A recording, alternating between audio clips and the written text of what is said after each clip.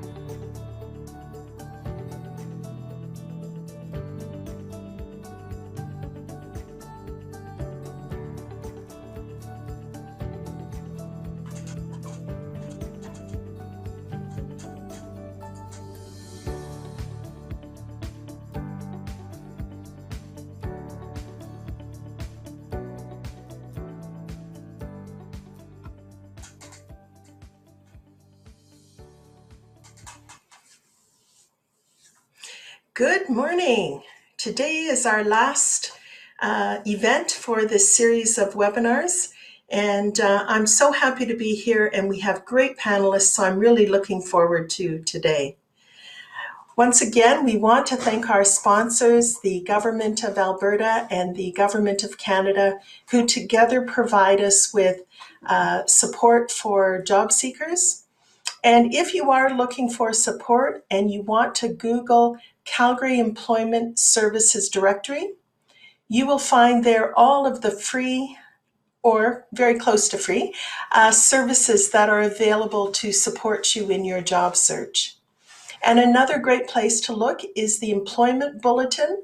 So once again, if you Google or Yahoo or Bing that Employment Bulletin, it tells you what's happening in Calgary over the next week, so that if there are events or something of interest for you, you can call them and become involved. So thank you so much for the Government of Alberta and the Government of Canada. We are going to be doing a short poll again at the end of this session, as we have in the past. I have to say, somebody hasn't claimed their prize yet, so everyone should be checking their junk mail, and you're looking for an email from Brandon from Talent Pool. And if you receive an email from her, get back in touch and you will win a $50 gift card. This poll today, we are going to send out the winner once again at the very end, and we would like to hear back by November 8th. Just in case anybody's going to take a vacation somewhere, nowhere. And if we don't hear back, we will draw another name. So please, once again, check your emails. Now, we can't see or hear you. I'm really sorry about that, because having our audience is what actually makes this great. But you can participate in this webinar by using the chat function.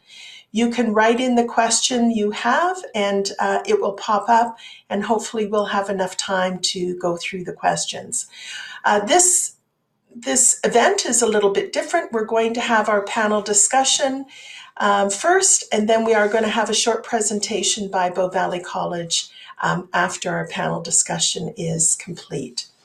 So hopefully you've had a chance to look through the bios that have been going prior to this event.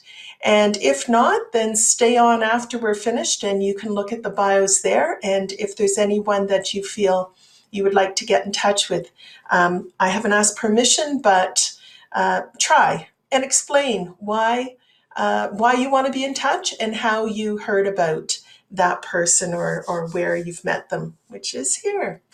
Okay, I am so excited about this group. I don't think I'm going to have very much work today because they know each other and they work for a really cool, innovative group called the Energy Future Lab. But what I'm going to do first is introduce each of them, and then we're going to open up and start our questions and our panel discussions. So the first person that will be popping up on your screen is Liam.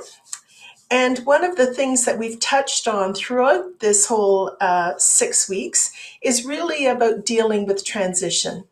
And I just read a blog that Liam posted, and he is in the midst of transition himself from executive director of a startup organization, Iron and Earth, which he helped create 5 years ago, to a new unknown future. I'm pretty sure it's going to be exciting, and certainly I look forward to following to see what he does.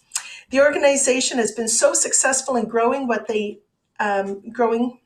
that they will need to hire 3 top leadership positions to take it to the next level, which shows how hard Liam works. And when I read about this change, he stated his goal since day one of starting the organization was to ensure it far outgrew his leadership capacity. There are so many opportunities ahead for Iron and Earth right now, and it may in fact require some different leadership.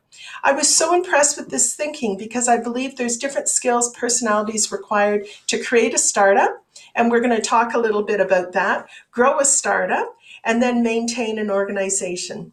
And we all should understand where we fit best into that those kind of organizations. So I'm really interested to hear about Liam's experience.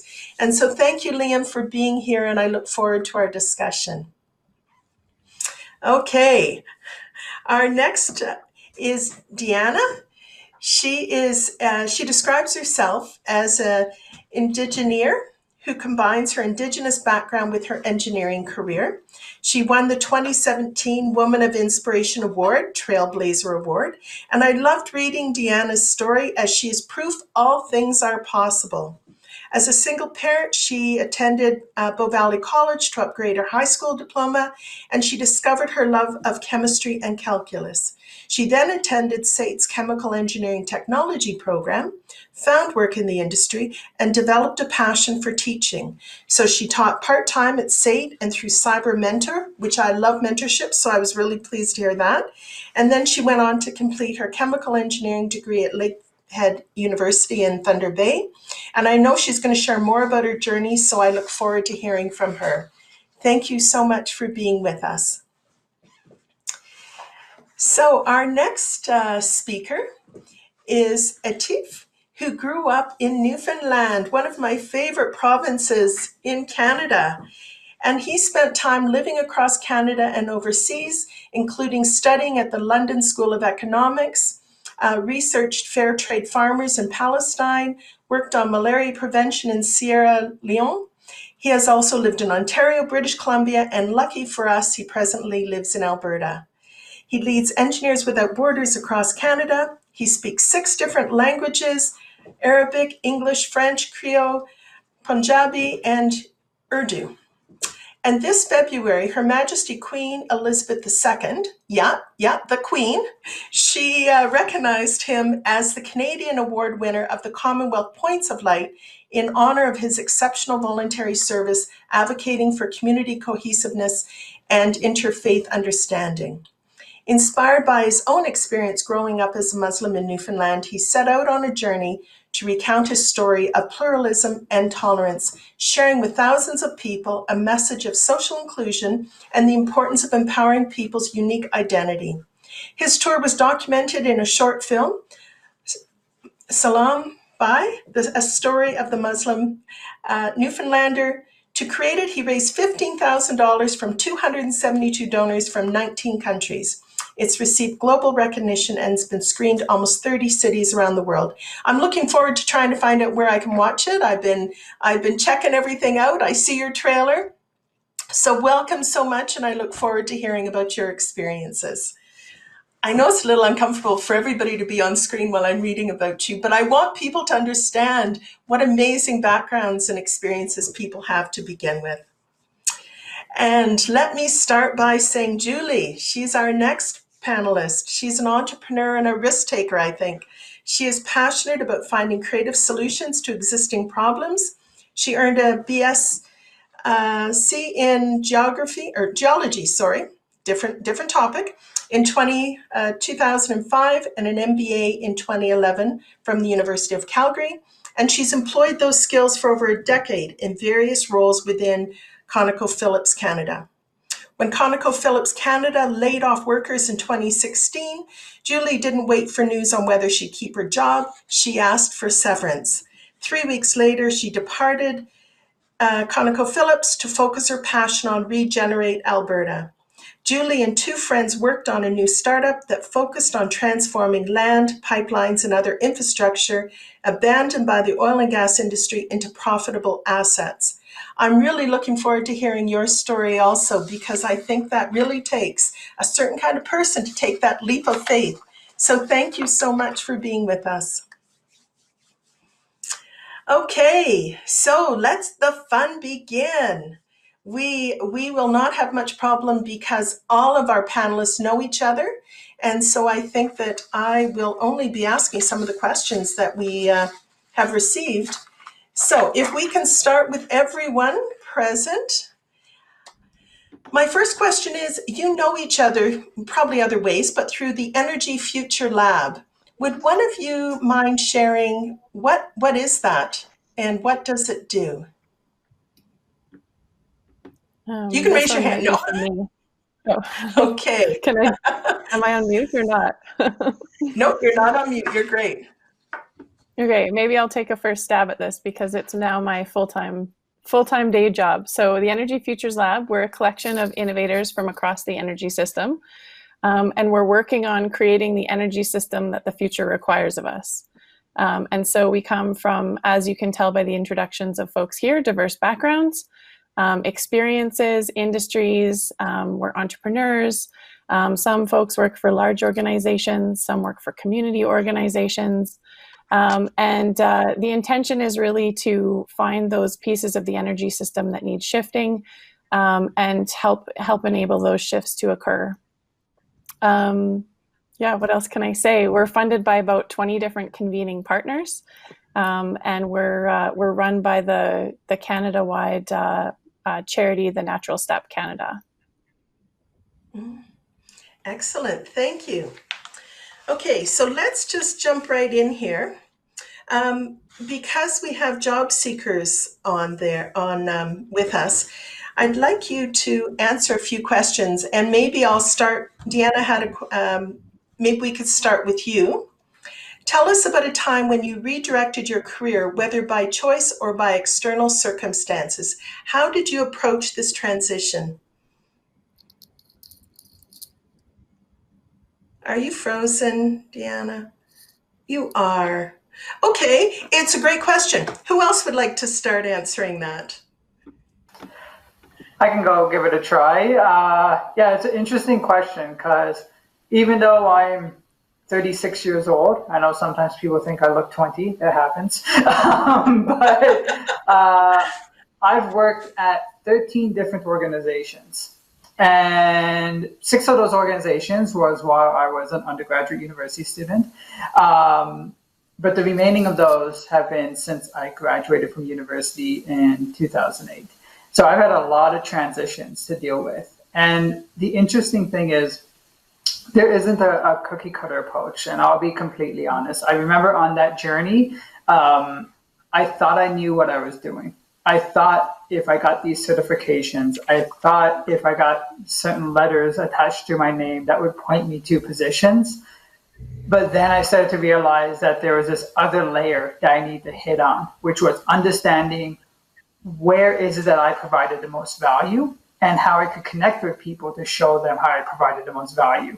Once I did that, that actually started to make transitions a bit easier rather than I'm one of those people who got a ton of certifications and stuff next to my name, but there's moments where it's difficult to still find a job when you have that. So I think understanding the value that I could pose to organizations and to those hiring managers was a big piece of it. Okay, thank you. And I think that's of great value because quite often people think having one experience overrides having lots of little experiences, but adaptability is one of the skills needed in today's workplace. So thank you. You're back, Deanna. I'm back. I'm sorry. Yes, in this world of internet and technology. Sorry about that, but yes, I'm here. And it looks like my camera isn't frozen anymore. Excellent. So did you hear my question, which was your question? Tell us about a time when you redirected. Oh, goodness. Yeah, my entire career has been that of redirection, and it's funny. I feel like I've been pivoting before pivoting was a word that we used frequently. I went back to school as a single mom when I went to Bow Valley College, and I went to SAIT, and then I worked in the upstream side of the oil and gas industry for almost 10 years. Then decided to go back to school and get my engineering degree, and join the pipeline industry. And then in 2016, realized that my passion was really in bridging gaps between the oil and gas industry and the pipeline industry and First Nations, and to really help increase the understanding on both sides of different perspectives.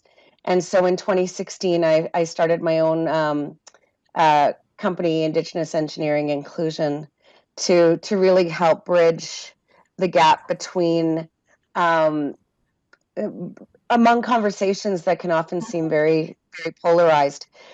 And happy to say, a year ago, after one of my clients was the University of Calgary, I was their first Indigenous engineer in residence. I have joined the faculty at U of C, and I'm working now as teaching chair focused on integrating Indigenous knowledge into engineering. Excellent, thank you. Yeah, Julie, that's really wonderful. Congratulations. You see, I didn't give that tidbit away in your introduction. Okay, Julie, do you mind sharing your response?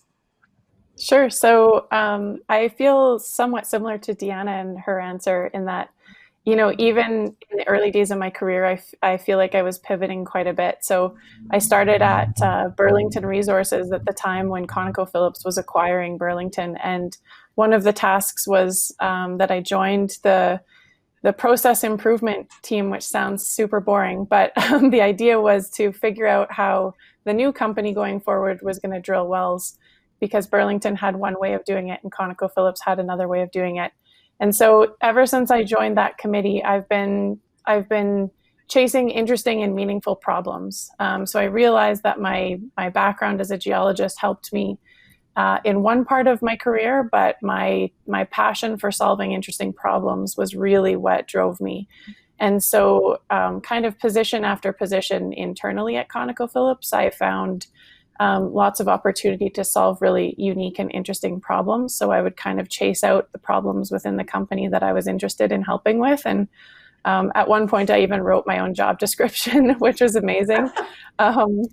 So I found lots of success with that. And then, the big leap out of there and onto my own was born of the same interest, was really just seeing that, with the downturn in industry,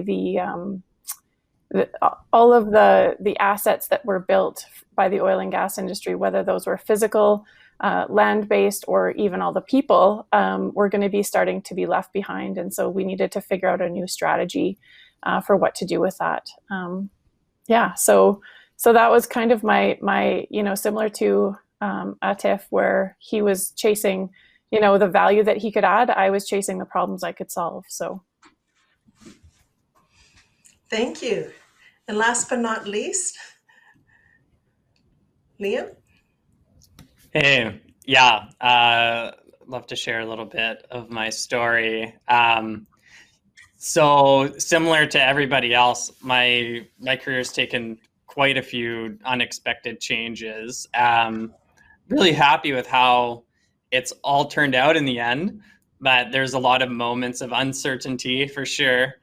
I guess how it started for me, just coming straight out of high school, I didn't graduate with the best grades necessarily. I wasn't really interested in going to university.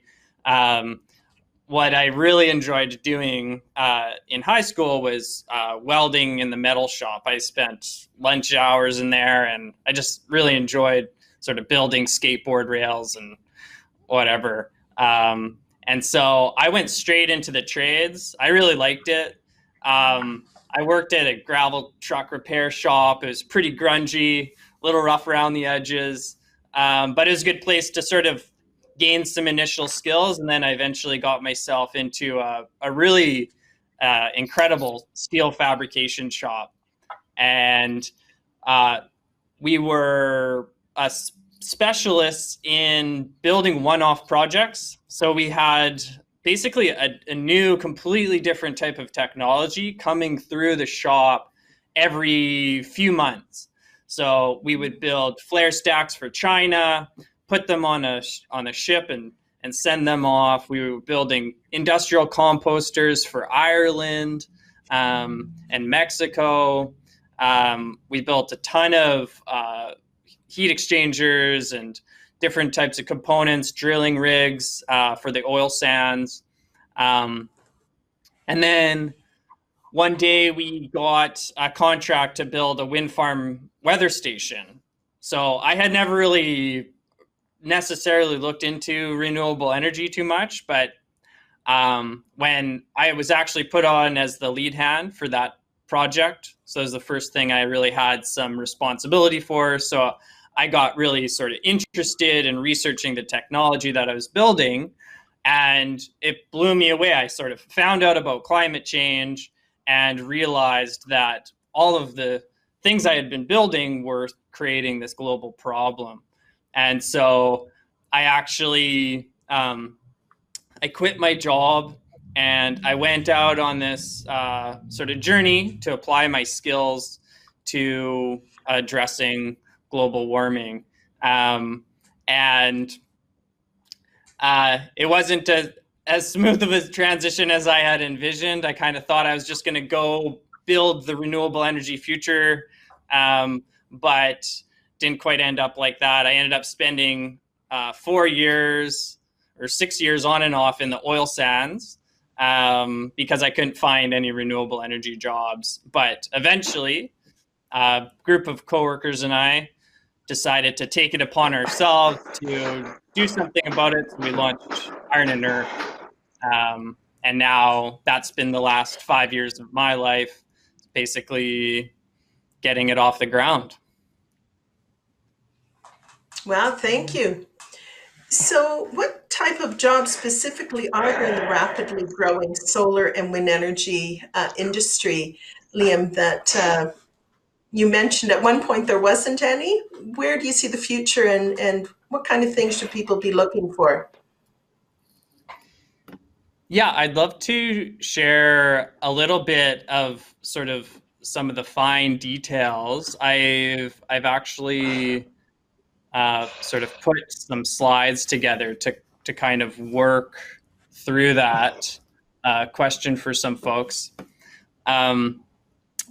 So basically, when you're thinking about this growing solar and wind energy industries, it's really important to think about where the jobs are in terms of the life cycle of a project. So this slide here shows the life cycle of a solar PV project, but the same life cycle applies to a lot of different renewable energy technologies. And so there's sort of 5 parts, and that's where the jobs exist. So the first stage is the assessment stage, where you're building proposals, you're doing feasibility studies, getting the permits and licenses, It even includes sort of community engagement and stakeholder engagement, just to see if this project site location is going to work, and if the community is going to support it.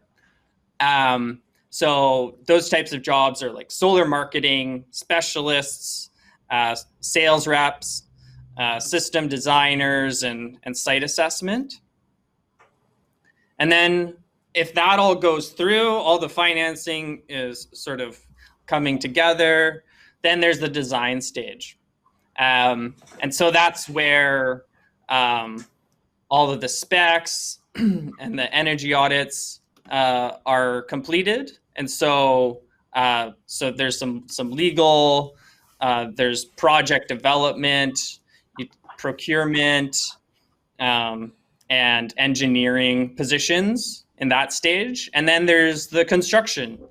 So once the shovels hit the ground, you are doing sort of a lot of logistics, procurement of additional materials, environmental mitigation, installing the racking assemblies, getting everything certified and commissioned and connected to the grid. So a lot of project management, a lot of electricians, sort of PV installers. You don't necessarily have to be an electrician for some components of the projects, but there's really specific jurisdictional boundaries around all of that.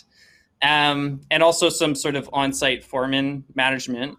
And then there's the operations and management, so making sure everything's running smoothly over the long term. So service technicians, sales reps. And so the end of life is also an important component. But we haven't seen many of those jobs yet, but they'll start gearing up in 15 years, I guess, from now. So that's not a huge job creator at this point. And yeah, what else can I dive into? So basically, there is over 500,000 people that could potentially be employed between now and 2030 in the clean energy sector. And there is a quite a lot of opportunity. Here's sort of a national outlook from using the NOC code for residential and commercial installers. And if you can see this sort of map, there's sort of some good growth projections in essentially every province right now for these types of jobs. This is a little dated, but as of April 2020, there's 146 jobs posted across the country for work as installers and servicers. And as I mentioned, that's just one scope of these types of projects. There's a lot of other types of job opportunities as well. Wonderful. Thank you. Thank you. Very practical information. Okay. Atif, may I ask, what are some of the challenges that startups are facing at the moment? Because I think that's really one of the areas that you are working on, is it not? Yeah, so I'm the executive director of Startup Edmonton. So we're the city's early stage tech startup support organization. So when I say early stage, it's really from going from an idea to launch. So super early stage. So much so I say probably 50% of the people that we work with wouldn't even self-identify as an entrepreneur. They're just someone with an idea, passionate about a problem that they're trying to solve. And I'm sure for all the other panelists or entrepreneurs, you probably had that in your mind when you first started your journey. It probably took you a while before you even self-identified as an entrepreneur.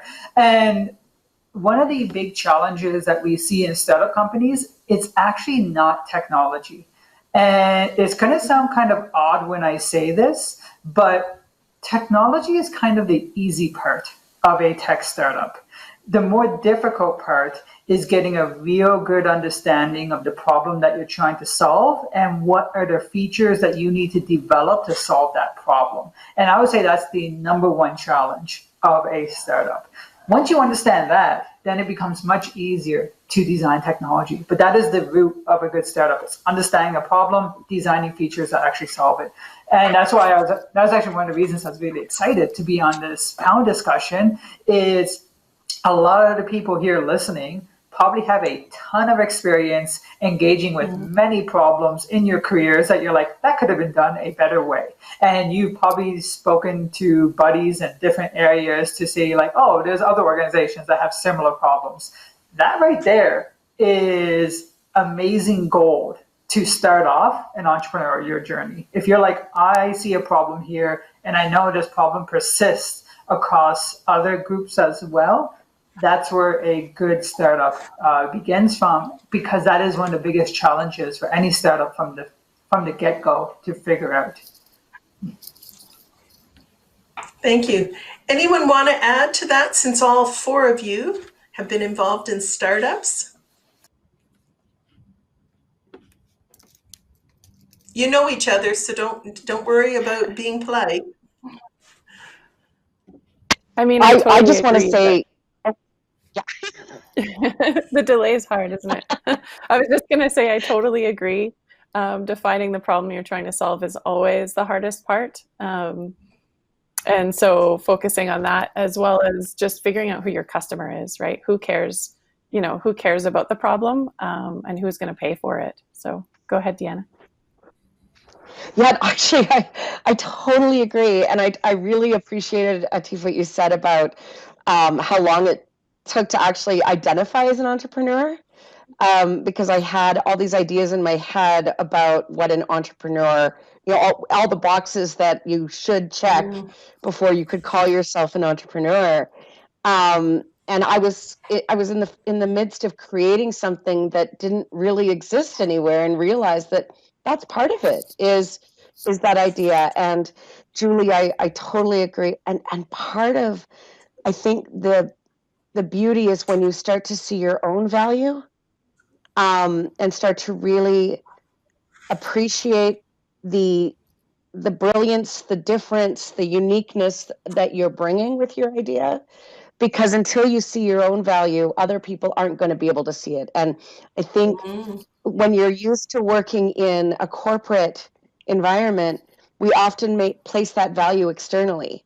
Like, oh, I accomplished this, and my performance review told me this, and then I got a promotion or a raise. Therefore, my value is set in how other people see us.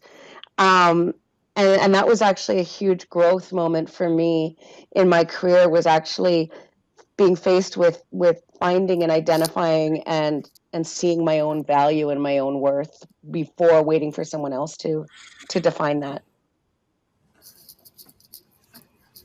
Liam, do you have anything to add before I go to the next question? Yeah, sure. I resonate with that a lot, Deanna, as well. I mean, I was coming out of the trades as a Boilermaker, and had no clue how to run a nonprofit organization, and I really didn't want to, actually, to be totally honest.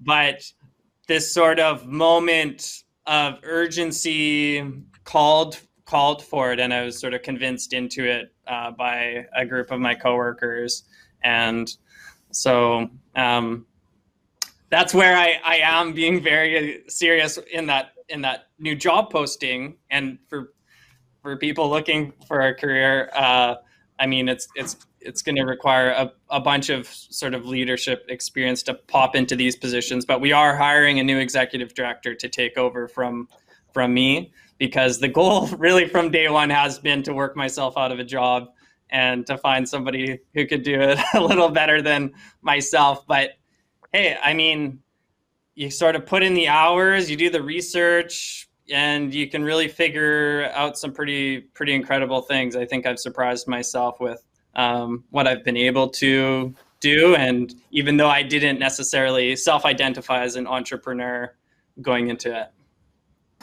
And actually, there's one big thing I want to point out, and just to be very explicit about, is because I work in the tech space, and even that word entrepreneurship is a loaded word. And the word tech entrepreneur is an even more loaded word of what a tech entrepreneur looks like. And the one thing I would say is no, you don't have to know how to program software to be a tech entrepreneur. That is what I find is like one of the biggest misconceptions is what people perceive to be the challenge of being an entrepreneur. Because it's kind of like what you see on TV, what you see other people do. But it actually goes back to the point that Julie brought up, is the best entrepreneur is someone who's just in love with the problem, cares about the problem so much that they're agile enough to figure out any way to solve it. That's really the best entrepreneur. Once you figure that out, you can go and find other techies, if you're not the tech person, to help you build it out. But that's actually the root of a good entrepreneur. Oh, excellent. It kind of comes back to you always hire people that are smarter than yourselves so that you can help build that. Well, my next question actually is similar, building on what we've just talked about. But what are some of the important things to consider when promoting yourself and your transferable skills? So many of our participants here may have been used to being in a job with a certain job title. How do they go about promoting their transferable skills to make them more marketable? Any advice about that? Something real quick that came to mind as Liam was putting up his slides about like job roles in the solar sector. And I've kind of looked at this. It's kind of funny. I always looked at people in oil and gas would actually be fantastic in solar. And even like one small example of doing site assessment. One of the most important things of solar is like understanding where the resources lie, exploring wherever you can find those resources, and finding ways to like develop it into energy. I'm like, man, oil and gas people are so good at this stuff. And it's just like, it's that root skill set of being able to basically map out, explore based off of a set of criteria and finding out, again, what's going to solve the problem and do the job that you need done. Whether it is extraction from a well or whether it's extraction from solar, whatever it is. So I think it's kind of taking two steps back from what could be written in a traditional job description to say, well, what is this skill actually looking for? And maybe you do have that agility and that talent already baked inside of you. Yeah, I totally agree. So yeah, I completely agree. I think it's being able to look at your career or your experience and step up, kind of looking at a little bit higher level and figuring out what skills go into that experience. And it could be like Julie was talking about, problem solving and process, and every organization and every role has a need to be able to identify problems and process, and really looking at how that can be applied anywhere. And when I think back to my very, very first job in the industry, I was working in an oil sands laboratory analyzing oil sands. It was the first grown-up job I had. First job I had during that took place during daycare hours, which was a huge win for me at the time. But my prior experience was in retail in the restaurant industry, and I remember even then sitting in my job interview explaining that I had to have time management skills, communication skills, attention to detail. Like, it was all transferable. I had worked at Taco Time, and we had to be able to measure out the ingredients to make sure that the burrito was a certain weight. Well, that was transferable to a lab. And so there's it's not easy, but you have to be willing to kind of look at it through a different lens.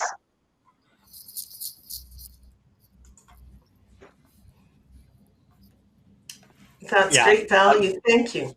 Liam? That's amazing. Great examples from both Atif and Deanna. And I would say, sort of building on those as well, is trying to really do some self-exploration and build a personal narrative of where your life has taken you to date and where you see it going in the future. If you, for example, do have really good interpersonal skills, maybe you have worked in the service industry for a while and you really enjoy that sort of customer interaction side of things, you can sort of articulate a personal narrative that can make a really strong case that you would be excellent in any type of position that deals with working with people on a day-to-day basis, which is essentially every single job in the world for the most part, or maybe more specifically a human resource role or something.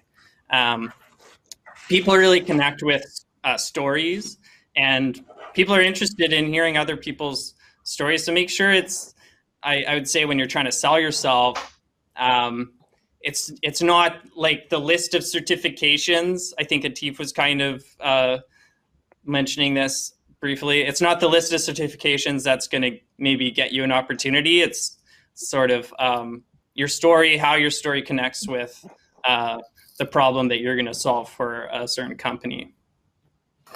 And there's something else, just I want to chime in because it's something that really sparked with me as you're talking, Liam, is the owning all of your experiences. Like I said, I worked at 13 different organizations so far. I know sometimes people have a tendency to say, you know what, I'm going to remove this from my CV when I'm applying to this job, or I'm going to tweak it in this way. And people find ways of crafting their CVs. So I'll give it a short story. I graduated from electrical engineering in 2008. I worked at BlackBerry designing smartphones for a while. I was passionate about the connection between engineering and social development. And I quit my job and did a master's in social policy and development at the London School of Economics. So here I was, this engineer with a master's degree from what is seemingly a good university. And I came out extremely unemployable, because I had no idea what my story was. Because I would go to engineering companies and they say, oh, you went off and did this social sciences stuff, so you're no longer an engineer. And I was like, no, that's not really why I did it. And then I'd go to social development organizations and they say, you're the engineer, you're here to fix our computers. I'm like, no, that's not why I'm here as well. And then I had to find a way to like craft all my experiences into what was my story. And the big learning I had is I was chasing the wrong jobs. When I graduated from my master's and I was struggling to find a job in engineering, is because I was chasing the wrong jobs, because I thought I knew what job I needed to chase, and it wasn't the case. And I ended up in this world of policy work, which it's called science policy. I didn't know it was a discipline. I didn't know it existed until it was the only discipline for me. And I think that's one of the things you might find is when you start to own all of your story and all of your interests, you might find yourself in jobs that you never thought that you'd be in before. Yeah, that really resonates for me. I think, I've had experiences where I've gotten jobs or had positions that spoke to one part of my resume or one part of my credentials or one part of my background. And usually those have been just disasters. So when I was a geologist, I decided to do my MBA. And to be honest, it was a bit of a whim. It was like, I don't really understand much about business, so I should probably learn some things about business, and did my MBA. And I got a lot of flack for it. Like, why does a geologist need an MBA? And, if you just stay in your lane, you'll be a really good geologist. And, I'm a bit of a rebel, so I didn't listen to that. So then after I finished my MBA, I decided I need a job in finance because that's what MBAs do. And I got a job in finance, and it was so not the right fit for me. I was building spreadsheets when in reality, what I wanted to be doing is working with people to build financial plans for the company. And so anytime when I've had a job that's looked at one particular credential or one particular experience that's pegged me into that, it doesn't seem to work because, like Atif said, it doesn't honor the full expanse of your story and who you are and what you're there to do. And I find that when you can align what your passions are with what your skills are, that's when it really kind of comes together. And so the only other thing I'm going to add is kind of thinking of Deanna's taco time experience. I remember thinking, as like a teenager, why does it matter if I put on my resume that, you know, I'm the volleyball captain? Like, who cares? What is it? Like, it's just a stupid volleyball team. Like, why would I put that on there? But all of these experiences add up to your story, and your story kind of is cumulatively who you are today. So I think that's really important to remember, is that you're the sum of all of your experiences rather than just one particular part. Oh, that's such an important thought. We do have a question. After building these narratives and working out what your transferable skills are, the next big challenge is to be able to make your voice heard and recognized in the midst of an economic environment where everyone else is doing the same and opportunities are scarce. Anybody have advice how you stand out? I can go first on that one. So, okay, Deanna, this is tricky. When I was thinking about my next transition in 2016, I did something called an infographic resume, where I put pictures on a page, and it was essentially my cover letter, and it was a sum of how I see myself. So it was a combination of my experiences, my values, my skills. I even had a little section off to the side that was like other cool things I've done. And so I tried to make this picture of my resume like a snapshot of who I am as a whole human. And at the time, it was really colorful and it was really kind of innovative, so that if that landed instead of a cover letter, somebody would go, oh, wow, like I can quickly see who she is and what she's about. But there's so many different ways to do that, whether you're visually talented with design or videos or TikTok, I don't know. There's lots of different ways to creatively express kind of the different ways to represent yourself. But Deanna, I'll let you go next. Yeah, no, I think for me, the magic came when I started to see what differences I brought, like what uniqueness I brought. I really early on in my career realized I was really passionate about regulatory compliance, and not just doing it, but understanding and translating and sharing and teaching. Because one thing I learned early on, and this I think is can be transferable to any industry, is that regulations are constantly evolving and constantly changing. And so I started to get really involved in a lot of professional associations, attending conferences, like just putting myself out there. And I totally agree with Julie, like realizing your overall story, because we are the sum of all of our unique life experiences, and it's really about creating those, creating that narrative and then building that network. And now, I mean, I've really focused the past several years on cultivating my network in social media, very, very consciously, in terms of building people that align with the different things that I'm passionate about. And I think that this can be something that you do every day, like sort of looking at what do you want your story to be. So let me do the things today that 5 years from now I can say, I was in the middle of a transition, and these are the actions that I took consciously to move my steps forward. So it's almost putting yourself into the future and saying, what do I want to be able to tell somebody that I did? Start writing your own story. There's something I'll add on there. Oh, I was just going to say something I'm going to add on here, coming off of what Deanna said. A lot of it is, and like just evidence points to, jobs are received by who you know. Over 70% of jobs are received by who you know. I actually just tossed up some numbers here of like the odds of getting a job through a standard application online is about 1 in typically less than 1% of getting a job through like just a direct online application, compared to getting to know someone in that organization in that field. So definitely echoing what Deanna said, and that's why, and I kind of want to move past, like, I know sometimes to point it out, like when we talk about kind of following what you're passionate about, following the problems you love to solve, that's not meant to be fluff. That's actually a competitive advantage.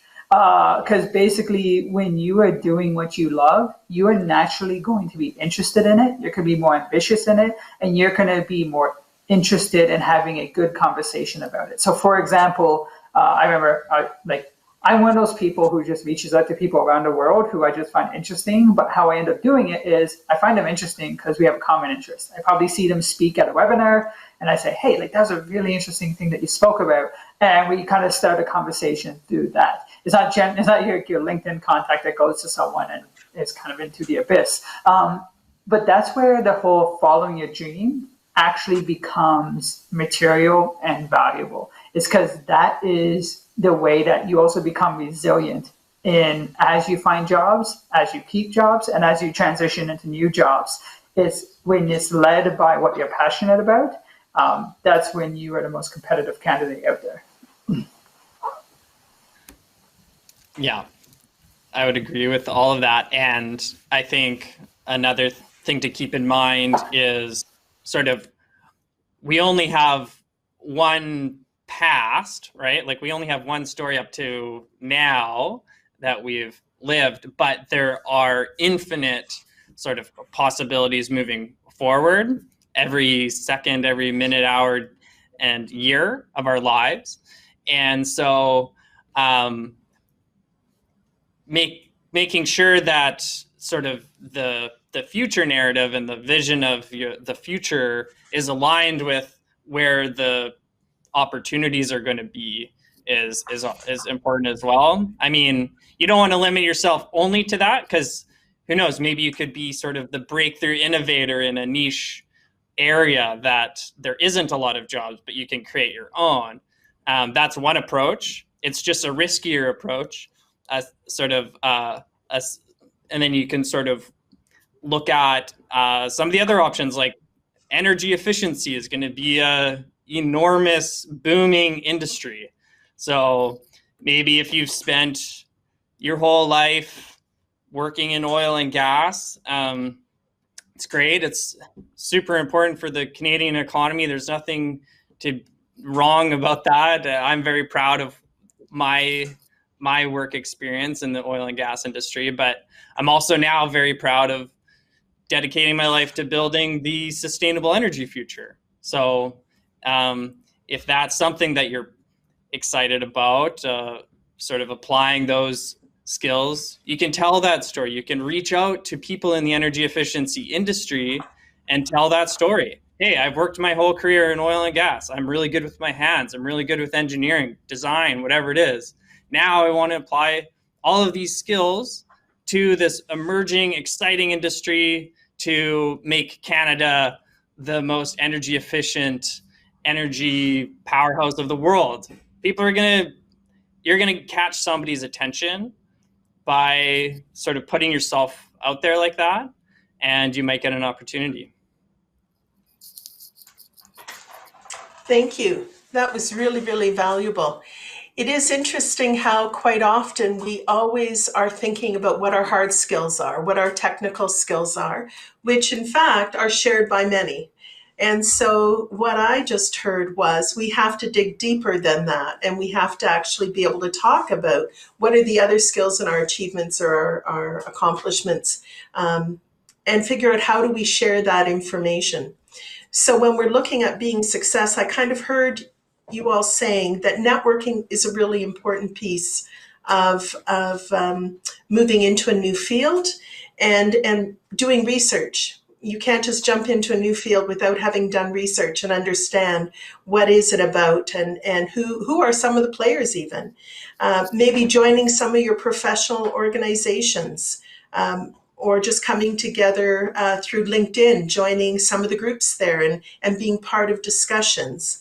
And of course, if you're moving to a new field, you might need some education. So I understand, Atif, you were mentioning about, kind of running after different certifications, but having some information or educational background or credentials probably make it easier for people to move out of the oil and gas field and into other fields. So thank you for that. Another question that we've got is, in these pivoting times, how do you set realistic expectations to explore new ways of energy? As a job seeker, I'm looking for opportunities, but I understand some of the capital investment depend on subsidies and local incentives. It's hard to visualize where the growing businesses are. Would anybody like to tackle that question? Yeah, maybe I can start off just with sharing a slide really quickly here. I think it was in this piece. So, I mean, this is just looking at wind and solar in Canada, but here's one way to visualize these growing industries, because there's a projected continued growth for both of these sectors. And if you look at this sort of heat map, you can see the wind resources are going to be where the wind jobs are going to be created. So that's where it's really windy. So the East Coast, southern Alberta is really strong. Southern Saskatchewan, some parts of BC, but there's a lot of hydro going in there, so maybe not as many opportunities. And somewhat, I mean, in some ways a similar distribution for solar. You've got southern Alberta with really strong resources, southern Saskatchewan again, and not so much on the East Coast, unlike the wind energy industry. So doing a little bit of that really big picture, like where are the resources? Similar approach can be taken for other sure bets, which is energy efficiency and retrofits, and some of the other such technologies. So Canada is developing increasingly refined plans for the future, especially how they're going to reach net zero by 2050. That's going to be legislated now. And sort of a lot of the policies, a lot of the programs, a lot of the investments. A look at the March budget in 2021, when that's coming out. Where is the money flowing? Is that's where the jobs are going to be created.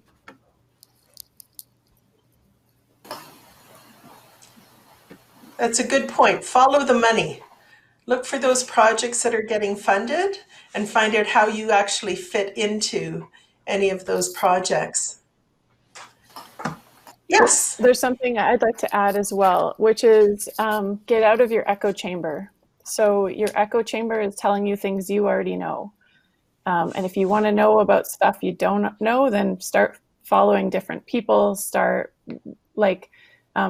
change up your social media diet, change up the types of events you're going to, change up who you're talking to.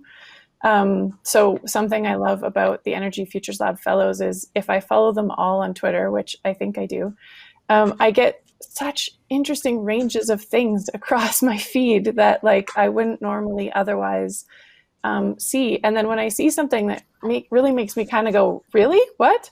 I didn't know about that, or I don't agree with that, or I'm surprised by that. I dive into that person's post or that person's feed, and I find out who they're following and what they're seeing. And so I'm trying to break my echo chamber a little bit in terms of what I'm hearing and what kind of newsletters I'm getting information from. So just make sure you're breaking out of that echo chamber.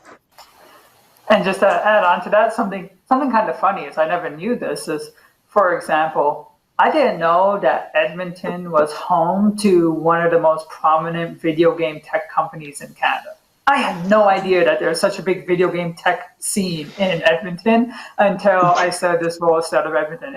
It was purely out of my zone. And then I saw it and I was like, this is amazing. But to Julie's point of kind of going outside the box is sometimes where you end up finding those opportunities. The other thing kind of coming off what Liam was talking about and this is kind of, I'm going to put the entrepreneurship angle on this. Even if the projects don't exist, global capital is more and more fluid now than it's ever been. So that's where the entrepreneurs come in. So clean tech entrepreneurs are actually some of the more prominent people disrupting the sector. They're actually pushing the sector to change and attracting that capital to make those projects happen. I was talking to an investor yesterday saying, to give you an example, investors before traditionally would want to have a face-to-face meeting before they would invest in any company.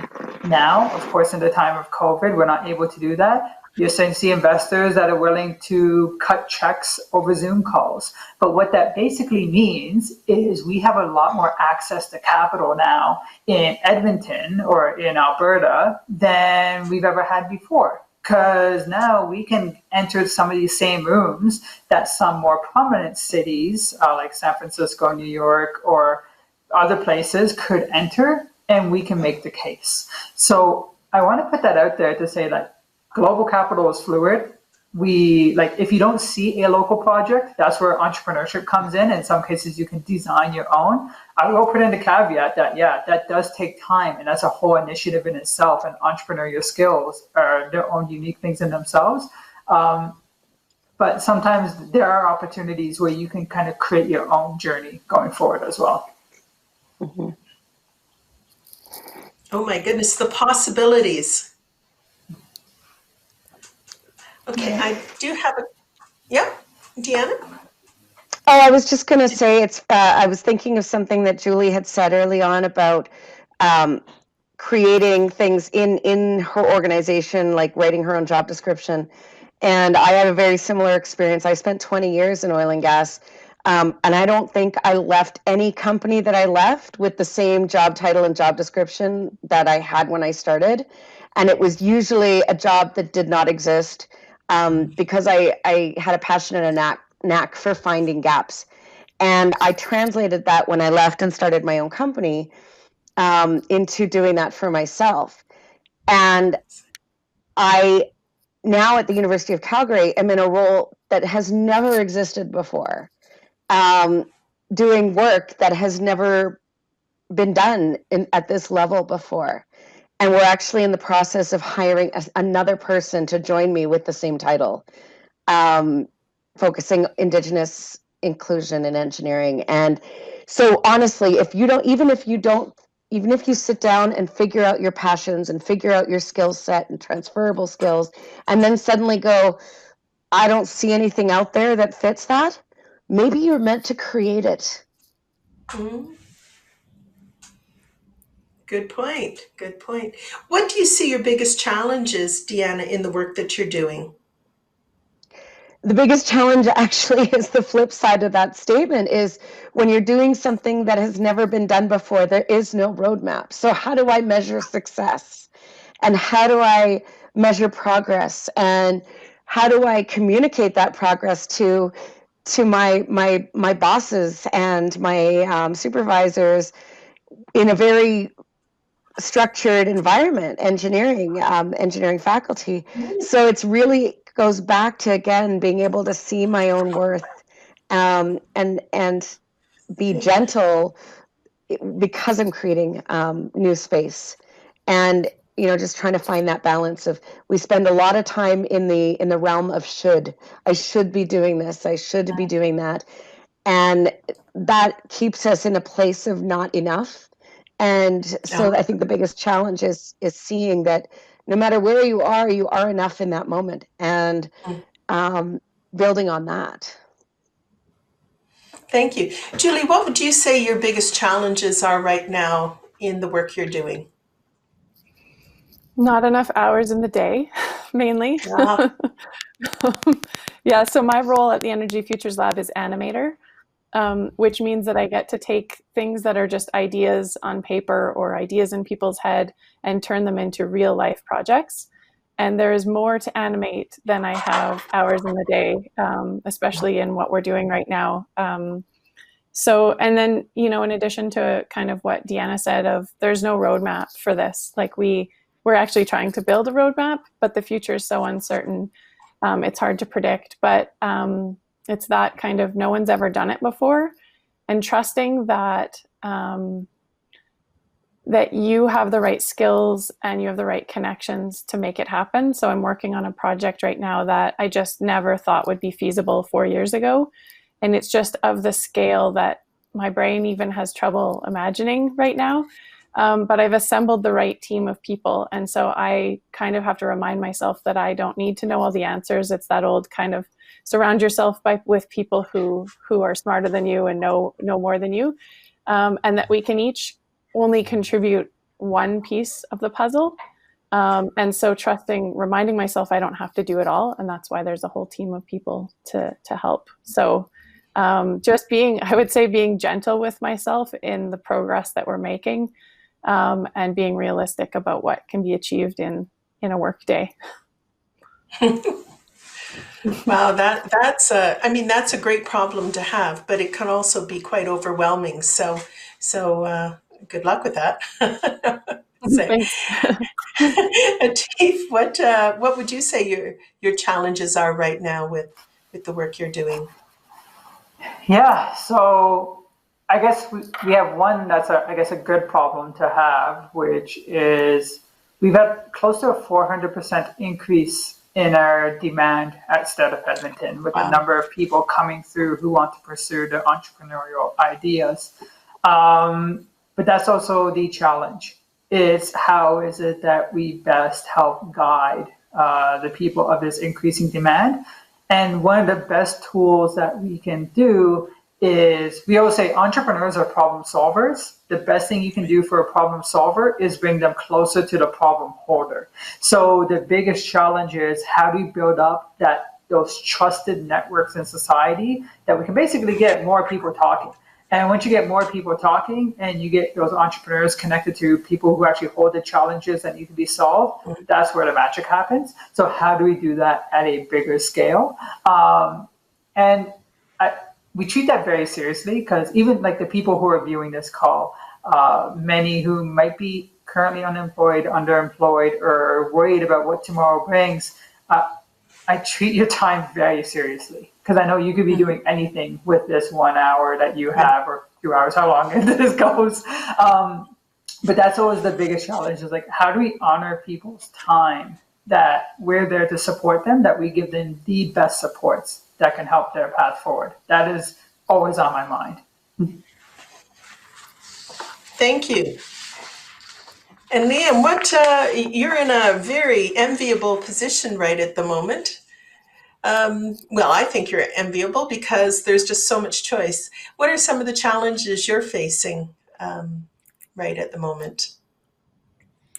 Yeah, I think I share the same challenges as all of the other presenters, actually. I think, Deanna, a challenge for me is like, no organization like Iron and Earth has really existed before. So every day we're sort of encountering these really big existential questions of what we're doing, what we're not, what we are. So that's an ongoing challenge. I shared Julie's challenge of sort of, there's just so many more opportunities and things to animate than there's time for in a day. I know there's a number of emails that need responding to that are sitting in my inbox that give me nightmares, and all sorts of undone tasks. It's a little intense, for sure. So just sort of like sitting down at the beginning of every day and deciding what actually has to happen today and what can get pushed back is a really important process. And I thankfully also share Atif's challenge of this sort of 400% number. Actually, we've increased our funding by about 400% this year. So it's been a really incredible year for us at Iron and Earth. But that also means we have 400% more things to get done and still no more capacity. So I'm sort of in a, enviable position of of sort of this great opportunity, but we're at a huge pinch point in our organization right now. So I'm just trying to hold on for the ride and get new capacity on board as quickly as possible. Thank you. Oh my goodness, I hope you've enjoyed this conversation as much as I have. I personally am an entrepreneur, and so I always love to hear about other successful entrepreneurs who have advice to share for our job seekers. So at this point in time, our panel discussion is concluded. And so I want to thank you all for sharing your knowledge, sharing your time, your expertise, your thoughts. And I feel like we're just on the cusp of really incredible opportunities here in Calgary, in Alberta, and in Canada. So I really am glad to hear you're all out there working, changing the world, and doing really great things. So I want to say goodbye for now for this group. And if the job seekers would hold on, we are having a presentation by Bow Valley College coming up next. So take care and thank you very much. Oh my goodness, I hope you got something out of that today. I think as I listened to it, I am really feeling optimistic about the future. And I know it's difficult and we hear all of the bad news and the bad statistics, but I always think that with change and innovation brings new opportunities, and hopefully for you as a job seeker, you will be able to take advantage of some of the opportunities that come forward. Now, I'm not sure if our next speaker is on. Landis is on. So I'd like to introduce her. So Landis has, Good morning. Hello. Good morning. I'm going to just give a little tiny bio that Okay. you've held several HR leadership roles in a variety of different sectors. So entrepreneurial, manufacturing, health services, technology, and financial services, which kind of shows what a broad base of experience you've got. Mm-hmm. And in 2017, you won the Community Champion Award through the professional organization of CPHR in recognition for your outstanding volunteer contributions to a nonprofit or charitable organization within your community. Since CPHR, Alberta is the third largest HR association in Canada, representing over 6,000 members. I really think that's a huge achievement.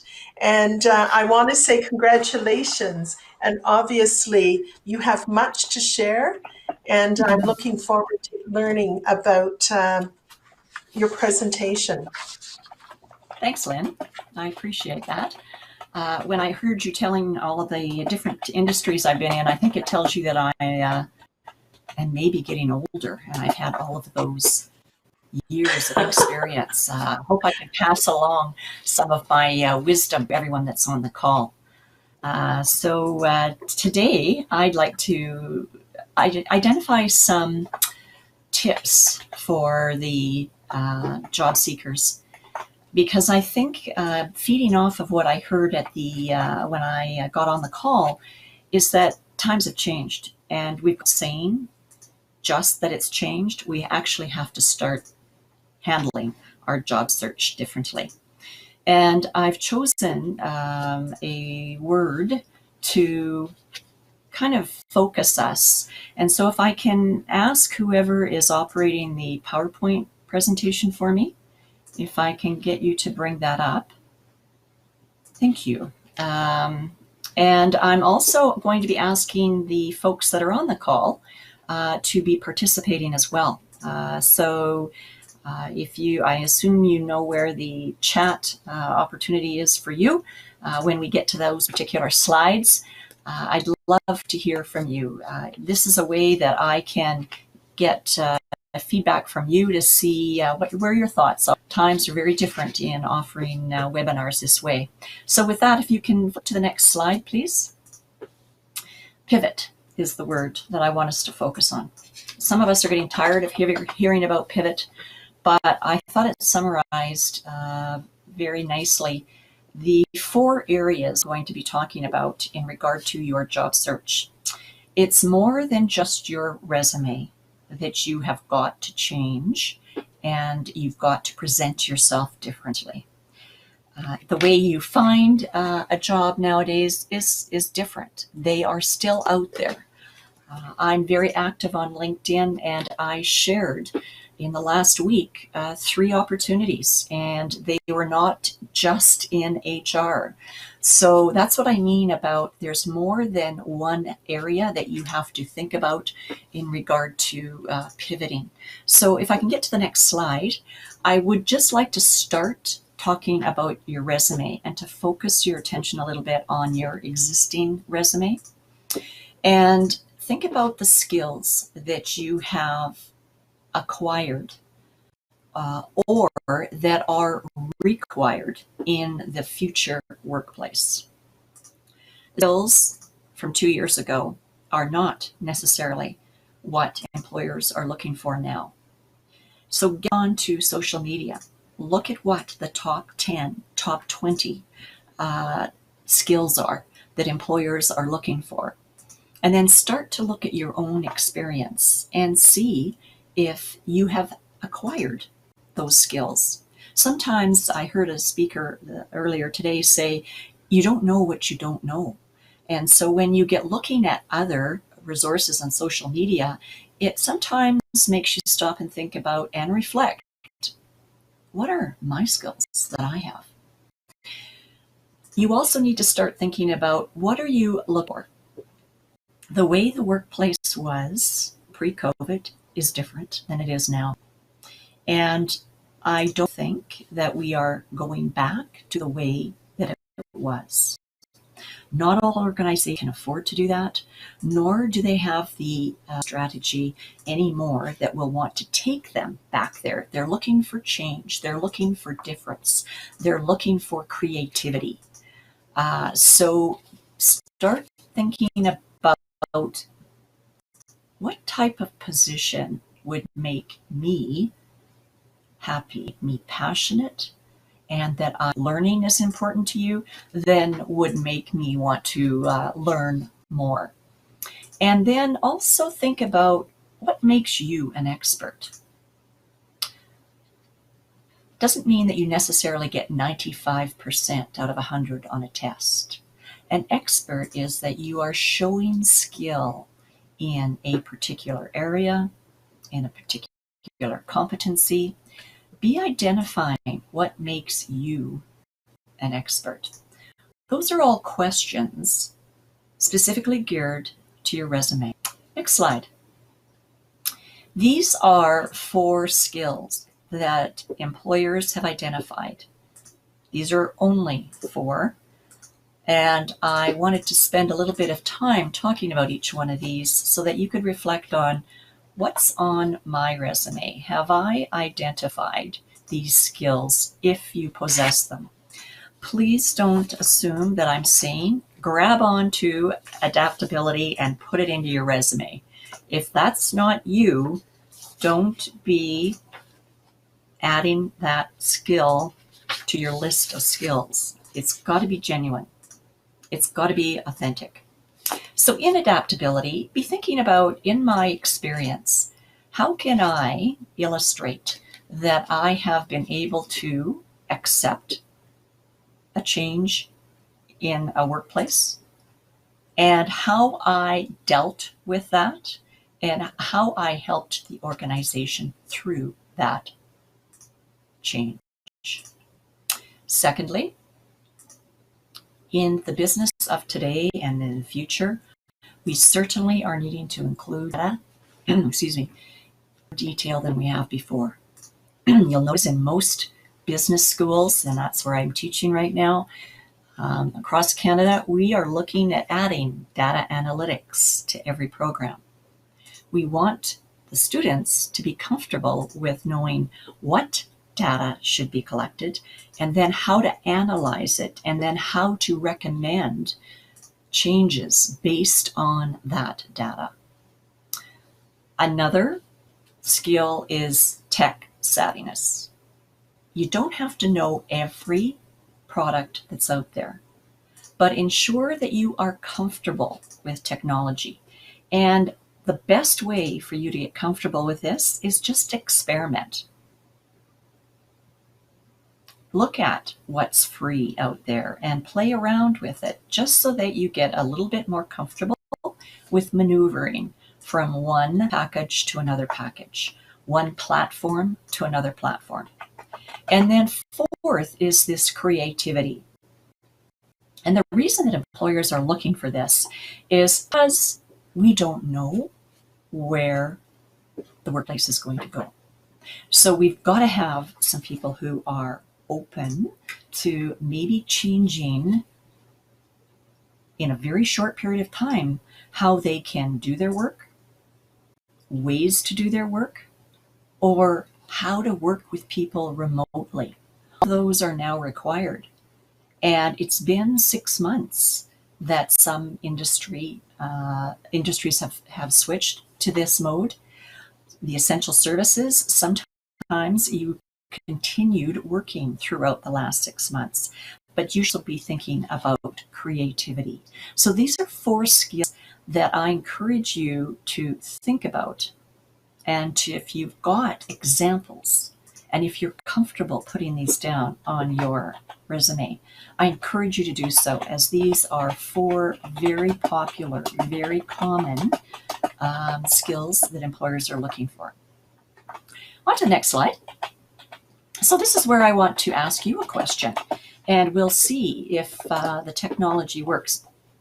Brandon, I think you said you could see the chats of the people, so I'm going to pose the question to you, and if you can add in the comments section, the answer to this question is, what other skills are you going to identify on your resume for 2021, for the new workplace, for the different workplace? Don't take necessarily those skills that you had in your resume over the last 5 years, 6 years.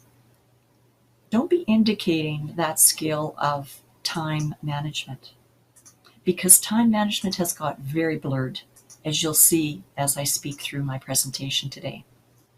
So I'm just going to wait and see if there's any participants out there who are willing to share through the outline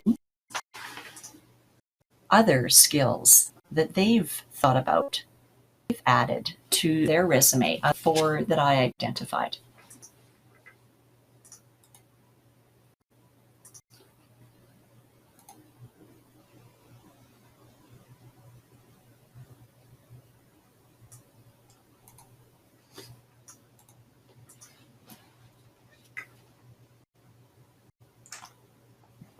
Brandon, are you seeing any?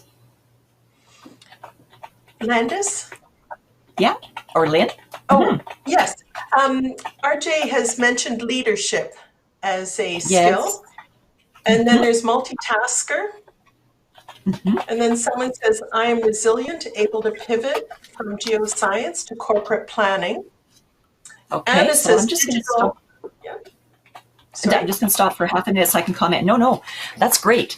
And so when you say leadership, make sure you can show what you did to display that leadership, how you can add leadership to a position that you are applying to. Don't just list these skills. Ensure that you, in fact, can show that you have had experience in these. Resiliency. Make sure to share your stories. How are you displaying resiliency? So it's a time where you need to not just use the buzzword that you might be hearing, but if you've got experience in that, then share that specific example, or how you can maybe even bring resiliency to a position that you are looking for.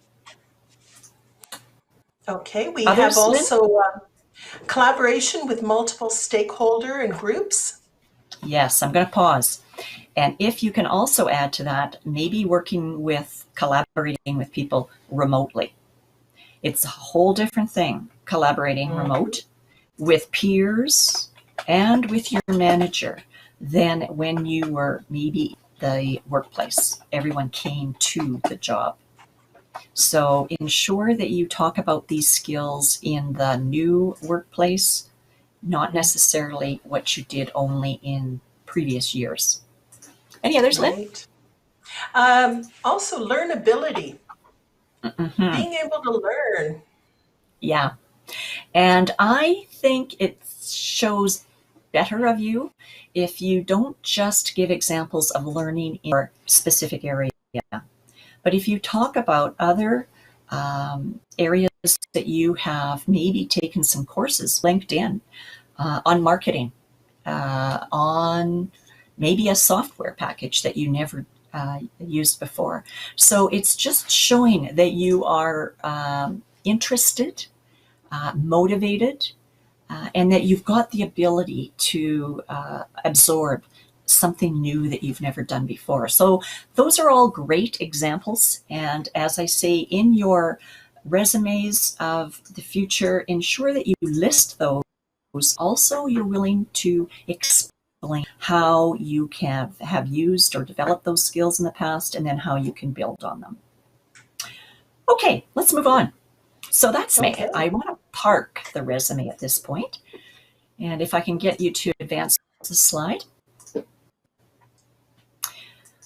So let's pose a question about point number 2 I want to bring up, and that's how are you doing to this evolving? Notice it's constantly changing. It's not the way it is in November 2020. It's not the way it's going to be necessarily in December or in March or in June. So on to the next slide. I'd like to ask you some questions and for you to get to think about these. When you are thinking about your home workspace, 3 questions for you. Where are you working? Do you have a workspace that is just yours, or are you sharing your workspace? Is your workspace clear or cluttered? Is there lots of stuff around your workspace? And third is, what are those boundaries that you've set between your family and your work life? A comment I heard on the panel is, time is something that we are really struggling with. And time as well as boundaries are things I think we need to think about. Do you have a place that you can go to work, whether it's downstairs? Your commute is a lot better than it's ever been before. And it could be heading downstairs to an office, heading upstairs to an office, or even having, and I know quite a few people are changing their workspace.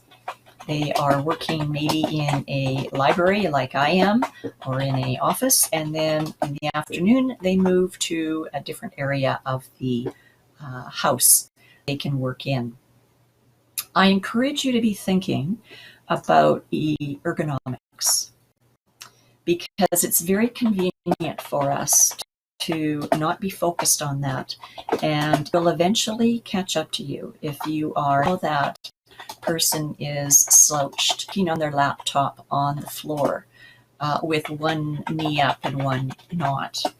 So that is why I encourage you to have an assessment of, and you don't have to pay for this, you can certainly do it on your own, but just think about, am I being as aware as I should be about the ergonomic space that I am working in? And I encourage you to have something personal in your workspace so that it shows who you are. And if that can mirror some of your skills, that's better. So home workspaces are really something that we need to pay attention to, I think. Next slide. If I may, I think. Sure, Lynn. I think it's interesting because someone beside you is typing. And so we are hearing that sound Aha. on our, as we're listening. Yes. So I think Yes. it's really appropriate that happens while we're talking Yeah. about our workspace, that we Yeah. need to be aware of our surroundings also. Thank you. Exactly. So you can hear the person that's typing on the call. Yeah. And that also is the reality of where we are now. It's that some of us are sharing workspaces, and so we've got to be okay with that and comfortable with that. Question for you folks that I wanted to pose to you is, I want you to think about your workspace that you've got, and to think about what makes your home workspace, what makes you productive in your home works. It could be a window. You look outside and you appreciate what's going on outside. It could be the area that you have to work in. It could be the quietness. But a question I want to pose to you is, what in your home workspace invites you to be productive? So again, Lynn, if I can get your help with, if you've got comments, if you can share those with me. I don't have any at the moment, but I will tell you that I change my pictures on my wall behind me on a weekly basis because I love to travel, and I feel like that gives me the variety I need when I'm working. Mm-hmm. So I'm constantly running around taking pictures off different walls. And it doesn't take a lot, but it's enough to give you that inspiration to change it up. And I change up where I sit as well, and it's for that reason. If I always am in the same position when I'm teaching for 6 hours a day or whatever it is, I find that I get stale, and it comes across in my body language, and it comes across in my voice. So I too change the background of where I'm sitting. Excellent. Now we do have a couple of, Amy is saying she stands up at her desk for a change. Yes, that's great. And with standing up, if you happen to be on a call, you'll notice that your energy level goes up when you are standing. So if any of you have the opportunity to have a standing desk that is flexible, so some days sitting, other days, sometimes you're sitting, at other times you're standing, that is a great piece of flexibility for you that I encourage you to think about for your home space. It's also a great tip for doing a telephone interview to stand up because your energy changes. Okay, yes. Also, not being interrupted. That's beneficial. Yeah. I guess by other people in the house. But you know what? I think also we've got to be real. And if you are at home and you've got a child who is 3 years old, you can't be too upset if they run into the background and say hi or whatever it is. That's where we are now, and we've got to be comfortable with that. So don't always feel you have to apologize. Do as much as you can to control the situation, but also be real. And it's to be able to laugh as well and say, maybe you've got extra people on the call today. Our pets, quite often I've been on meetings when the cat walks across the keyboard. And so you see the tail moving across the screen as you're involved in a meeting. And that's just the way it is, and we've got to accept that. But for sure, minimizing those distractions is important. I also think that you've got more flexibility in your work now when you're at home, and that you don't always have to work from 8 in the morning until 4 in the afternoon. You might find that you are very creative after supper, and so you might find that you switch up your hours if that's acceptable. And so it's to look at those pieces that fit you. Any other questions or comments? Yeah, I was going to say, someone mentioned how natural light can make a difference throughout the day. Yes. And yes, for sure. Someone else is, Yeah, and someone else has set up an office in a bedroom that's only used for that purpose so that there's Mhm. boundaries in Yes. setting a transition time between work and personal time. Exactly, exactly.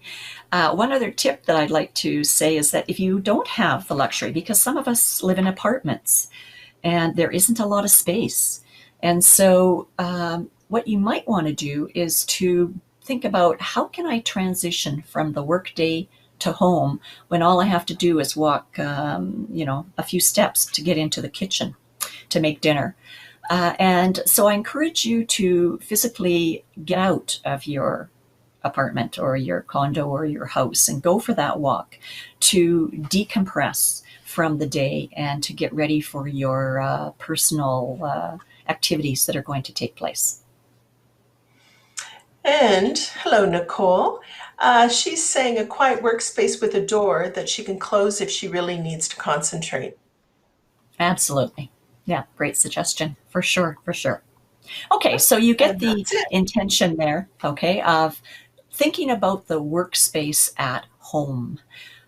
When people initially transitioned to working from home, they brought their laptop from work, and quite often they worked on the coffee table in the living room.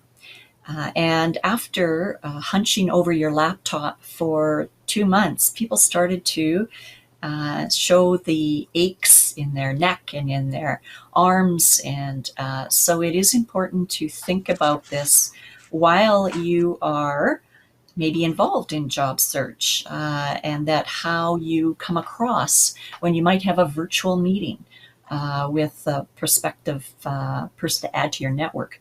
So just be aware of that workspace. On to the next slide, please. Now it's time to think about your brand. And I encourage you to add some color to that brand. Because we are in a different space now, people are not able to gather an impression of you like they did when they met you in person. So that's why I would like to focus on this topic. This is the third topic, and give you some ideas to think about.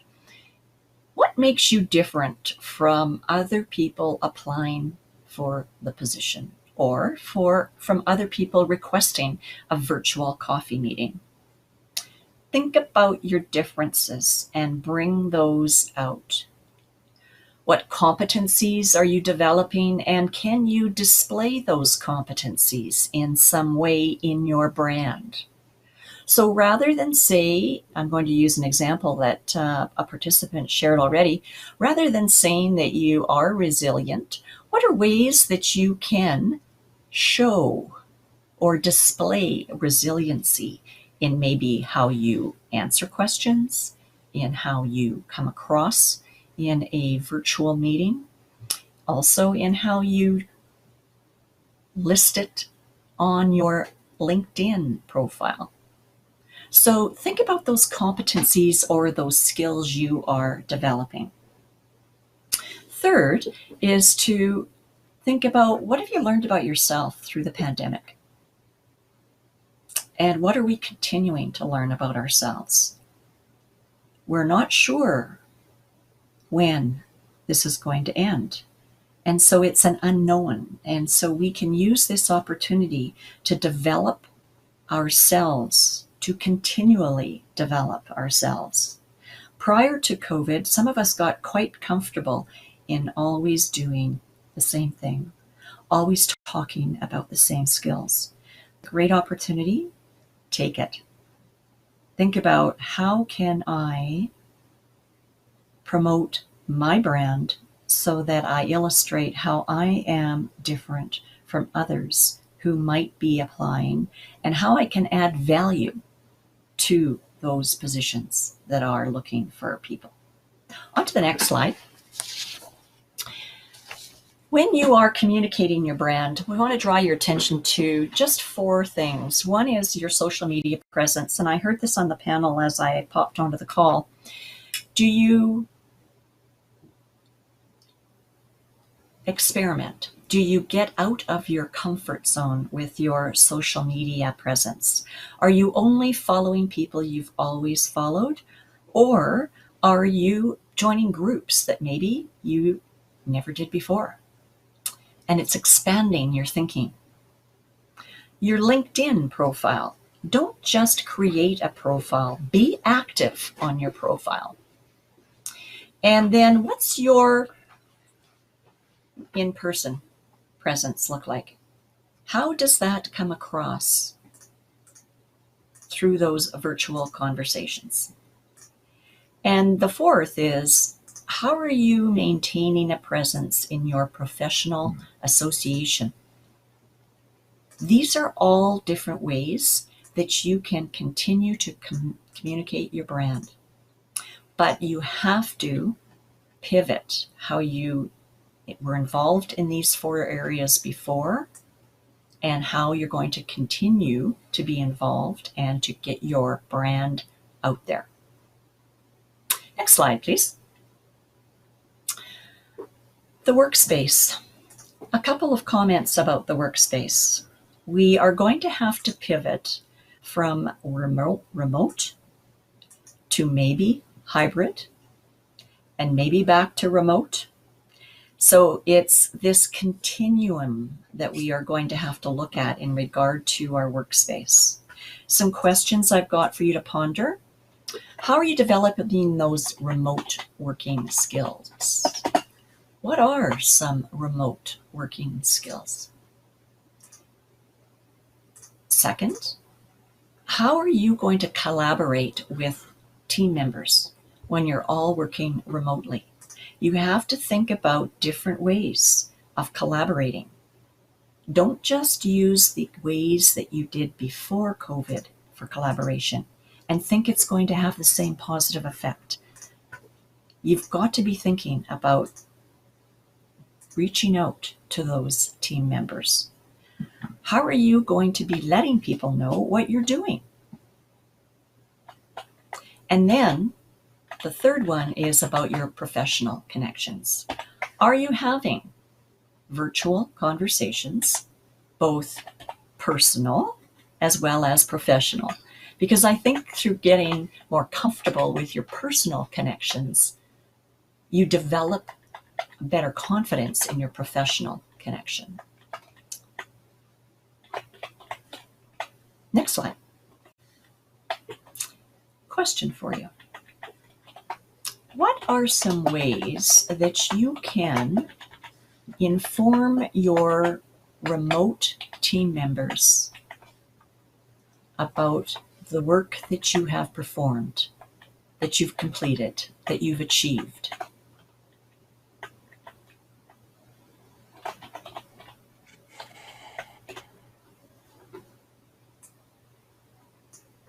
And Lynn, I'll depend on you if you don't. I'm waiting. Well, for me, I always think that setting up short little conversations to share information has value rather than working in isolation in my office. I'm not sure what Yes. other people do, but I like to touch base with people, and sometimes it is a Zoom meeting or sometimes it's a phone call. Rather than just doing the email or the Right. conversations. Yeah, that's a great comment, because email, quite often your message gets lost. And so it's really important to pop on to those short conversations. And I liked what Lynn said about them being short. You used to go to 3-hour meetings back in the old day. And the old day might have been in February 2020. But nowadays, we don't do 3-hour meetings. We need to think about doing 3-hour meetings. Are those really productive? Think about what happened today is that you had a panel, and then they've ended up with a presentation from myself. In the presentation that I've given you, it's not just me talking, but it's getting you to participate and to think as well. Right. They've just been asked, do you mind repeating the question? Sure. Yeah, absolutely. So what ideas do you have for maintaining a relationship with your remote team members?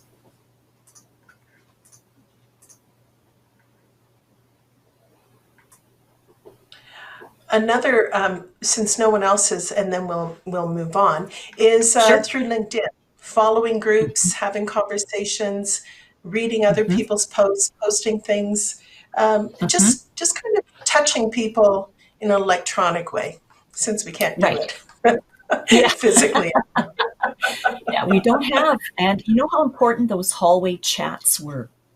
Mm-hmm. They were very important, and we don't have those hallway chats right now. So we've got to create new ways of doing those hallway chats.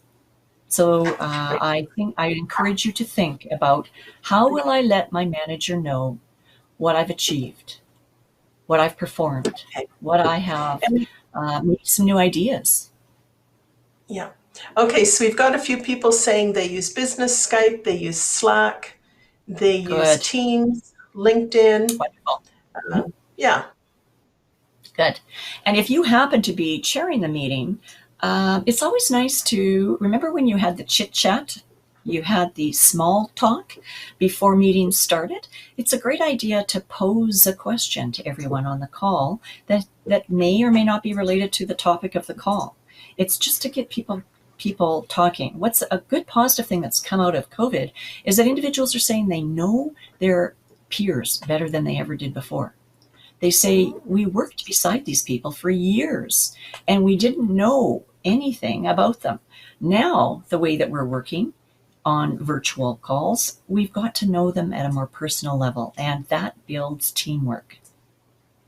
So next slide, please. So creating your mindset, this is where you've got to be thinking about, how am I going to make this pivot happen? I've already alluded to the first question, and that is, how are you going to prove, how are you going to share, how are you going to showcase the results that you have completed? How are you going to demonstrate your creativity, if that's a skill set that you have identified? What are different ways that you can use to demonstrate this? And important, please don't forget about this, is how are you caring for yourself? Our mental health has taken a toll in the way that we're working now. If we're honest, I think each one of us can say that at some point it has affected our mental health. And so what are ways that you are caring for yourself? And this, in fact, can mean many. It doesn't have to be, I always do yoga in the morning. Try, and if you say you're flexible, if you say you're creative, come up with some new ideas of how you can care for yourself. So it's getting that mindset ready for the shift. Next slide. In your virtual space that you are in, I encourage you to also think about the following. You might want to change your message, and you might want to change your delivery. Maybe it's not sharing those long stories. Maybe it's thinking about, how can I be briefer when I'm speaking in a meeting? You might want to show a slide of your themes of whatever you're talking about, so that people are not just listening, they're also observing. Be comfortable with Zoom and Teams. And as we said, change up your background once in a while. Invite your personality to show. People should have an understanding of who you are. For sure, when you're doing virtual interviews, you want to make sure your personality comes through. What happens when technology issues arrive? Because they will. How do you cope with that? And then check out your background. So as Lynn said, she changes the photos, the pictures in the back of her background. And so I encourage you to do the same. So think about your virtual space. We've got to be more cognizant of this than when we in fact were in the workspace, because this virtual space gives an idea of your brand. Next slide. Questions. Now an opportunity for you to ask any questions.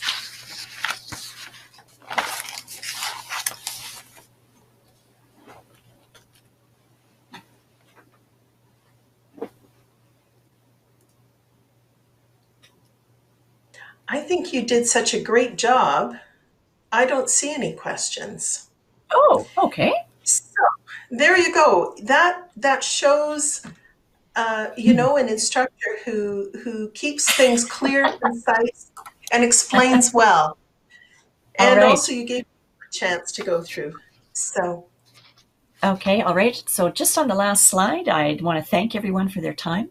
I hope you walk away with one additional idea to think about. I hope I've challenged you to think differently about some aspect, whether it's your resume, your brand, your workspace, or even your mindset. Okay, all right. So just on the last slide.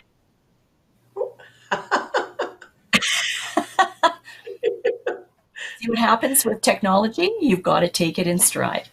So thank you to all of you. And thank you, Lynn, for being the facilitator of this session. And I hope everyone has a great day. thank you very much, Landis. It was very practical advice you gave us. Oh my goodness, I've learned so much today, and I've really enjoyed this whole series. I feel like I've got lots of practical tips that I can use personally, but also I can share with other people.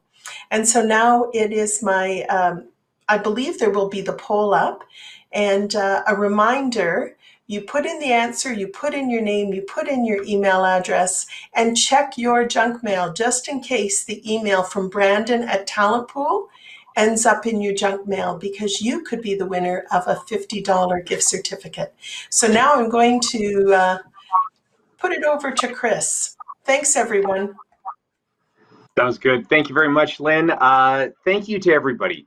Thank you for taking part in this last 6 weeks with us and getting a chance to talk a little bit and hear a little bit about sort of what's going on in various industries, various sectors, and building off of all of that. So we really appreciate everybody taking the time and being with us for the last 6 weeks. And hopefully some of you might have been with us for the first 2 sessions we held way back in January and March of 2020 as well. As previously mentioned on this platform here as well, we've got 2 other events coming up in January. They are recruiter events. So we're going to have a couple of recruitment agencies there with us and walking through some tips about how to deal with them in terms of job search and what you need to prepare from their point of view to take a look at the world of contracting, consulting, project work, things like this. So that'll be coming up in January. This session is going to be, the first one will be open on the 20th. We'll have a fair amount of space for everybody to attend. But on the second one, on January the 27th, it's going to be limited to 90 individuals. So you'll want to make sure that you get a chance to sign up for those as soon as the invites come out. And you'll be getting them through your inbox just the same way that you've been getting your invites for these webinar sessions as well. So I just want to keep you in the loop about that. Just a reminder as well, we have our job fair coming up on November the 18th, Wednesday. You've seen the links up on the site. You've probably got the emails on, or the invitations to you on email as well. Please do sign up for them as well. We've got a number of employers coming, all the way from sort of entry-level jobs up to professional-level jobs as well. So there's going to be a whole group there that you may want to connect with and talk to. So that'll be coming up on November the 8th. I wanted to thank our presenters today, Atif, Liam, Julie, Deanna, for coming in and doing a great panel discussion for all of you. Thank you for taking the time and the effort to be part of it today. Landis, thank you once again for coming in and doing a great presentation for everybody about what needs to be done to prepare for the new world of work and everything. So great time spent on that one as well. Wanted to thank Lynn Berry, our moderator, for all of these sessions. For all of you that have been here for the ones going back to January and March, and then all the ones that we've had since September and into October and now November. Lynn's been our moderator on all of these events there. Thank you very much, Lynn, for getting everything set up and keeping everybody working and going through the process as we need them. To Dan, Brian, Christian, Kathy, Nicole, and the rest of the technical team at E3 and Together by Tribe. Thank you guys for getting this all ready and in place. To Brandon, Elia, Farah, Ashley, who will make these events work from the talent pool's point of view. Thank you guys for taking part. And finally, to our event sponsor, the Government of Alberta. Without their support, events like this could not take place. thank you for putting all of this together and making it work with it for us on this side. And thank you once again for all of you for taking the time to attend today and to attend all the previous events. Always greatly appreciated. And so on behalf of the rest of the board of directors of the talent pool and myself, I wanted to thank all of you, and we'll consider this webinar session closed. And we look forward to seeing you at the job fair on November the 18th, or at the recruiter events that are going to be taking place on January the 20th and 27th. Look forward to hearing from all of you and seeing all of you then. Have a great day, and we'll see you all soon.